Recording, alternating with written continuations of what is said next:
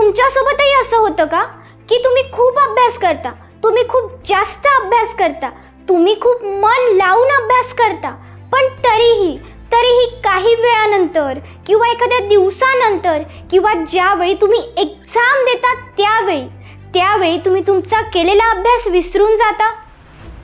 तुम्ही अभ्यास करता, तुम्ही खूप अभ्यास करता, पण काही वेळानंतर, काही कालावधीनंतर, काही वेळ झाल्यानंतर तुम्ही तुमचा केलेला सगळा अभ्यास विसरून जाता. किंवा असं होतं का की एखादी गोष्ट तुम्ही कुठेतरी ठेवून देता एखाद्या स्पेसिफिक जागेवर आणि थोड्या वेळानंतर तुम्हालाच आठवत नाही की तुम्ही ती गोष्ट कुठे ठेवली आहे? किंवा मग कधी कधी असंही होतं, तुम्हाला एखादं काम करायचं असतं, तुम्ही ते काम करायला जाता आणि जसंही तुम्ही ते काम करायला जाता तुम्हाला उमजतच नाही. तुमच्या मनात काहीतरी विचार चालू असतात, त्यांच्यामुळे तुम्हाला उमजत नाही. मग तुम्हाला असं वाटतं की मी काहीतरी करणार होतो, मी काहीतरी करायला आलो होतो, पण मी काय करणार होतो तेच मला आठवत नाहीये. असं बऱ्याच जणांसोबत होतं. ते बऱ्याच गोष्टी विसरून जातात, छोट्या छोट्या गोष्टी विसरून जातात, छोट्या छोट्या गोष्टी त्यांच्या लक्षातच राहत नाही. आज आपण तेच बघणार आहोत. आज आपण त्याच विषयावर बोलणार आहोत की तुम्ही तुमचं विसरणंच कसं विसरून जाऊ शकता, म्हणजे तुम्ही कुठलीही गोष्ट लक्षात कशी ठेवू शकता. आता कुठलीही गोष्ट लक्षात ठेवण्याआधी आपल्याला हे समजून घ्यावं लागेल की एखादा व्यक्ती एखादी गोष्ट विसरून कसं काय जातो. कुठलाही एखादा व्यक्ती एखाद्या गोष्टी यामुळे विसरून जातो कारण आपल्या ब्रेनच्या काही बेसिक गोष्टी असतात, आपल्या ब्रेनचे काही बेसिक प्रिन्सिपल असतात, हेच त्या व्यक्तीला माहीत नसतात. आणि जरी माहीत असले तरी तो व्यक्ती त्या गोष्टींचा, त्या प्रिन्सिपल्सचा उपयोग करत नसतो. त्यामुळे बरेचसे जण बऱ्याचशा गोष्टी विसरून जातात. तर सगळ्यात आधी आपण जाणून घेऊया की ब्रेनचे बेसिक प्रिन्सिपल्स काय आहेत. असे प्रिन्सिपल्स जे तुम्हाला कुठल्याही गोष्टी लक्षात ठेवण्यासाठी खूप मदत करतील. खूप वेळा तुम्ही लोकांच्या तोंडाने ऐकलं असेल की फोकस करा, अभ्यासावर फोकस करा, कामावर फोकस करा. पण मग हा फोकस येतो तरी कुठून? हा फोकस येतो अटेन्शनमधून. जेव्हाही तुम्ही एखाद्या गोष्टीवर खूप जास्त अटेन्शन देता त्यावेळी तुमचा फोकस त्या गोष्टीप्रती वाढायला लागतो. जर तुमचं अटेन्शन योग्य असेल तर तुम्हाला कुठल्याच गोष्टीचं टेन्शन येणार नाही. पण तुम्ही काय करता, पुन्हा पुन्हा टेन्शन घेत असता आणि त्या टेन्शन घेण्यामुळे तुम्ही कुठल्याही गोष्टीवर अटेन्शन देऊ शकत नाही.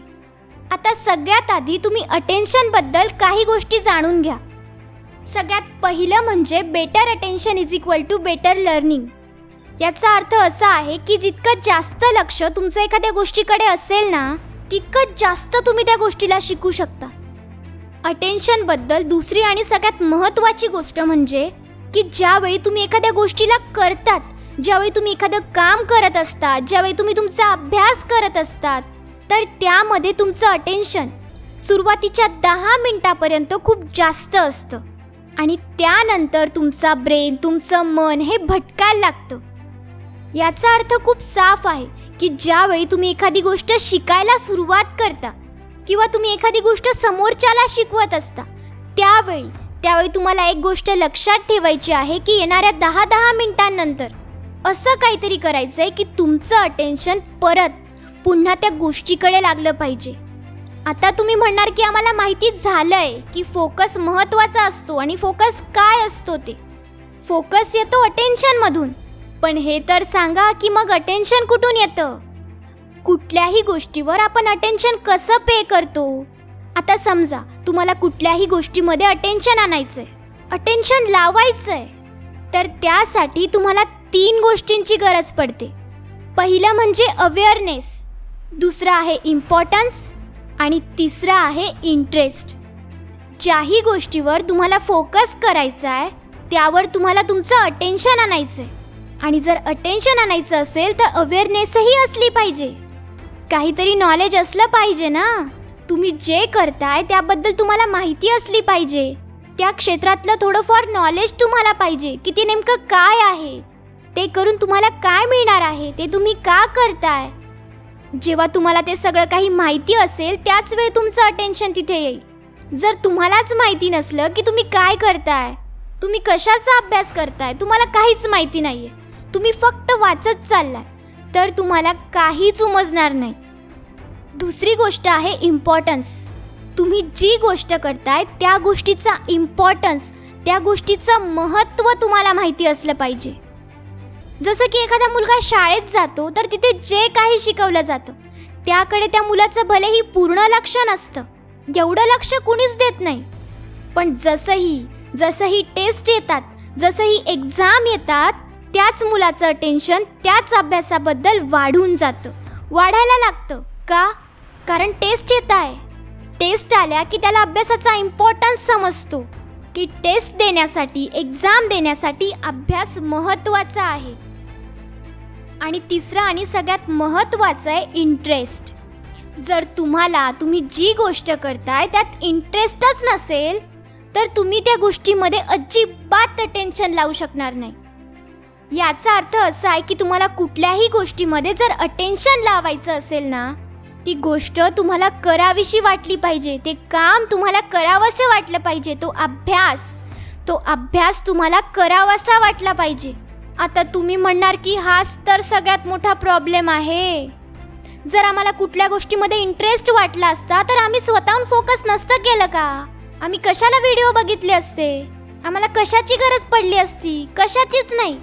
प्रॉब्लेम तोच आहे की आम्हाला कुठल्या गोष्टीमध्ये इंटरेस्टच वाटत नाही. मग आता ज्या गोष्टींमध्ये इंटरेस्टच नाहीये पण त्या गोष्टी करणं महत्त्वाचं आहे, मग अशा गोष्टींमध्ये कसं अटेन्शन आणायचं? अशा गोष्टींमध्ये फोकस तरी कसा करायचा? हाच विचार करताय ना तुम्ही? मग असं होऊ शकतं का की ज्या गोष्टींमध्ये तुमचा इंटरेस्टच नाहीये त्या गोष्टींमध्येही तुम्ही फोकस करू शकता का? तर नक्कीच करू शकता. आधी एकदा सगळं रिवाइज करून घेऊया. फोकस करण्यासाठी हवं असतं अटेन्शन, आणि अटेन्शनसाठी लागतात 3 महत्त्वाच्या गोष्टी: अवेअरनेस, इम्पॉर्टन्स आणि इंटरेस्ट. मग आता आपण याबद्दल बोलूया की ज्या गोष्टींमध्ये तुमचा इंटरेस्टच नाहीये त्या गोष्टींवर फोकस कसं करायचं. आता ज्या गोष्टीमध्ये तुमचा इंटरेस्ट नाहीये ना, आता त्या गोष्टीमध्ये तुमचा इंटरेस्ट नाहीये तरी तुम्हाला ती करायची आहे, तरी तुम्हाला ती शिकायची आहे. मग काय करायचं? तुमच्या त्या इंटरेस्ट नसलेल्या गोष्टीला एका इमोशनसोबत जोडून द्या. आता इंटरेस्टला इमोशनसोबत कसं जोडायचं यात तुमचं थोडं कन्फ्युजन होत असेल, म्हणून याला आपण एका एक्झाम्पलने समजून घेऊया. समजा एक मुलगा आहे, त्याची गर्लफ्रेंड आहे जिच्यासोबत तो रोज गप्पा मारतो, पण त्याला आता एखाद्या चॅप्टरवर फोकस करायचंय पण त्याचा फोकस होत नाहीये, तो तिथे अटेन्शन पेच करू शकत नाहीये. मग आता त्याला काय करायचंय? ह्या गोष्टीला त्याला एका इमोशनसोबत जोडून द्यायचंय. त्याने त्याला स्वतःला सांगायचंय की जोपर्यंत माझं हे चॅप्टर मी कंप्लीट करत नाही ना तोपर्यंत मी माझ्या गर्लफ्रेंडला कॉल करणार नाही. आता इथं झालं काय? ते चॅप्टर एका इमोशनसोबत जोडलं गेलं. म्हणजे ज्यावेळी एखादी व्यक्ती एखाद्या गोष्टीला एखाद्या इमोशनसोबत जोडते ना, त्यावेळी त्या व्यक्तीचा त्या गोष्टींमध्ये आपोआप इंटरेस्ट यायला लागतो. बघा कसं, ज्यावेळी एखादी व्यक्ती तिच्या गर्लफ्रेंडसोबत किंवा एखादी मुलगी तिच्या बॉयफ्रेंडसोबत बोलत असेल त्यावेळी त्यांना खूप जास्त आनंद होतो, खूप जास्त खुशी मिळते. पण आता त्यांनी त्यांच्या त्या आनंदाला त्यांच्या अभ्यासासोबत जोडून दिलं की जोपर्यंत माझं हे चॅप्टर मी कंप्लीट करत नाही तोपर्यंत मी माझ्या आवडत्या व्यक्तीसोबत बोलणार नाही. आता होईल काय की त्याचा पूर्ण फोकस त्याच्या अभ्यासावर चालला जाईल की काहीही झालं तरी मला हे कंप्लीट करायचंच आहे, कारण हे कंप्लीट झालं की लगेचच मी तिच्याशी बोलेन, लगेचच मी त्याच्याशी बोलेन. पण जर कंप्लीट नाही झालं तर मला बोलताच येणार नाही, म्हणून मी हे कंप्लीट करेल. पण आता इथे अजून एक गोष्ट येते. तुम्हाला स्वतःला कमिटेड व्हावं लागेल ह्या गोष्टीसाठी की जोपर्यंत तुम्ही तुमचं काम कंप्लीट करत नाही तोपर्यंत तुम्हाला बोलायचं नाहीये. तुम्ही जी काही गोष्ट ठरवली असेल ना की मी ती गोष्ट तेव्हाच करेल ज्यावेळी मी माझा अभ्यास कंप्लीट करेल, याबद्दल तुम्हाला पूर्ण कमिटेड राहायचं आहे. असं नाही की मध्येच तुमचा मूड चेंज झाला की जाऊ दे, असं करून चालणार नाही. आता याला अजून एका एक्झाम्पलने समजून घेऊया. बॉलिवूडच्या मूवींमध्ये हे होत असतं, पण आजपर्यंत तुम्हाला समजलं नसेल की हे सगळं का होत असतं. होतं काय, हिंदी मूवीजमध्ये एक हिरो असतो, एक हिरोईन असते. तो हिरो त्या हिरोईनवर खूप जास्त प्रेम करत असतो. पण हिरोईनचे वडील असं म्हणतात की जोपर्यंत तू अमीर बनून जात नाही तोपर्यंत तुला माझी मुलगी मिळणार नाही. आता त्या हिरोला पैशांमध्ये अजिबात इंटरेस्ट नसतो, पण तरीही तो त्या हिरोईनशी लग्न करण्यासाठी पैसे कमवतो आणि मग तो खूप मेहनत करतो, खूप मोठा होतो त्या मुलीशी लग्न करण्यासाठी. अगदी असंच तुम्हाला तुमच्या इंटरेस्टला एका इमोशनसोबत जोडायचे. त्यानंतर तुम्ही आपोआप ती गोष्ट करून घ्याल. तुमचा इंटरेस्ट त्यात यायला लागेल. एवढं करूनही तुमचा अभ्यासात इंटरेस्ट येत नसेल ना, तर स्वतःला एकदा तुमच्या स्वप्नांचीही आठवण करून द्या की मला काय काय मिळवायचं आहे, मला पुढे कसं आयुष्य जगायचं आहे. आपण खूप सारे स्वप्न बघतो की मला हे हवं आहे, मला ते हवं आहे, मला हे करायचं आहे, मला ते करायचं आहे, मला इथे जायचं आहे, मला तिथे जायचं आहे. पण ते सगळं तुम्ही तेव्हाच करू शकाल ज्यावेळी तुम्ही आत्ता मेहनत कराल. म्हणून एकदा तुमच्या ध्येयांचा विचार करून तुमच्या इंटरेस्टला तुमच्या इमोशनसोबत जोडताना तुमच्या स्वप्नांचाही विचार तुम्ही करू शकता की मला माझ्या स्वप्नांपर्यंत पोहोचायचं आहे आणि त्यासाठी मला अभ्यास करावाच लागेल, त्यासाठी मला मेहनत घ्यावीच लागेल. जर मला सक्सेसफुल व्हायचं आहे तर मला मेहनत करावीच लागेल. हे तुमच्या डोक्यात घालून घ्या. आता ह्या सगळ्या गोष्टी पुन्हा एकदा रिवाइज करूया. फोकस करण्यासाठी अटेन्शन महत्त्वाचं असतं. अटेन्शन पे करण्यासाठी अवेअरनेस, इम्पॉर्टन्स आणि इंटरेस्ट असला पाहिजे. आणि इंटरेस्ट केव्हा येईल? ज्यावेळी तुम्ही तुमच्या इंटरेस्टला तुमच्या इमोशनसोबत जोडाल. आता खूप सारे जण या सगळ्या गोष्टींना करतीलही आणि खूप सारे जण या गोष्टी करतात सुद्धा, पण तरीही ते बऱ्याचशा गोष्टी विसरून जातात, त्यांच्या लक्षात राहत नाही. आता त्याचं कारण काय आहे हे समजून घ्या. सगळ्यात पहिलं कारण आहे मल्टीटास्किंग, जे आपलं ब्रेन अजिबात करत नाही, पण तरीही आपण आपल्या ब्रेनला जबरदस्ती मल्टीटास्किंग करायला लावतो. आपला ब्रेन एका वेळी एकाच गोष्टीवर जास्त फोकस करू शकतो खूप चांगल्या प्रकारे, पण आपण त्याच्यासोबत खूप वाईट करतो. आपण मल्टीटास्किंग करतो. एकदा आठवून बघा, ज्यावेळी तुम्ही अभ्यास करता कुठेतरी तुम्ही गाणे लावलेले असतात किंवा कुठेतरी तुम्ही विचार करत असतात. हे बिलकुल चुकीचं आहे. आठवण करा की ज्यावेळी तुम्ही अभ्यास करत असतात त्यावेळी मध्येच तुमचा मोबाईल वाजला, नोटिफिकेशन्स आले, तर तुम्ही लगेच मोबाईल हातात घेतात, लगेच कुणालाही रिप्लाय देतात आणि मग तुमचं अर्ध मन इकडे असतं, अर्ध मन तिकडे असतं. त्या तुमच्या जानूमुळे तुमच्या अभ्यासातली जान निघून जातीये, हेच तुम्हाला कळत नाही.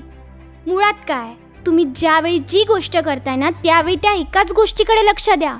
एका वेळी एकच गोष्ट करा. जर तुम्ही कुणाशी गप्पा मारताय ना तर मनोसोक्त गप्पा मारा, पूर्ण मन लावून की तो काय सांगतोय, मी काय बोलतोय, हे सगळं नीट ऐकायचं. काही जण याच्यातही विचारात असतात. जर तुम्ही चॅटिंग करताय ना तर फक्त चॅटिंग करा, बस, बाकी काहीच नाही. आणि असंच ज्यावेळी तुम्ही अभ्यास करताय ना त्यावेळी फक्त अभ्यास करा, फक्त आणि फक्त अभ्यासच करा. इतर कुठल्याही गोष्टीकडे लक्ष देऊ नका. आपल्याला कधीही मल्टीटास्किंग करायची नाहीये. ज्यावेळी आपण अभ्यास करत असू त्यावेळी तर अजिबात नाही. पुढची गोष्ट म्हणजे तुमच्या माइंडला थोडा रेस्ट द्या, थोडा आराम द्या. खूप सारे लोक आपल्या ब्रेनमध्ये फक्त नॉलेज टाकत जातात. त्याला आरामच देत नाहीत की तो त्या गोष्टींना प्रोसेस करून लक्षात ठेवू शकेल. म्हणून तुम्हाला वेळेवेळेवर तुमच्या माइंडला रेस्टही द्यायचा आहे. जर तुम्ही या गोष्टींना खरंच समजून घेतलं ना आणि फॉलो केलत ना तर तुम्हाला सगळ्या गोष्टी खूप आरामात लक्षात राहतील, खूप इझिली लक्षात राहतील. म्हणून एकदा हे सगळं काही फॉलो करून बघा आणि तुमचा अभ्यास चालू ठेवा. जोपर्यंत तो पूर्ण होऊन जात नाही, जोपर्यंत तो पूर्ण तुमच्या लक्षात राहत नाही ना तोपर्यंत अभ्यास करत राहा. अभ्यास करणं सोडून देऊ नका, थांबून जाऊ नका, करत राहा. स्वतःवर विश्वास ठेवा आणि सुरुवात करा.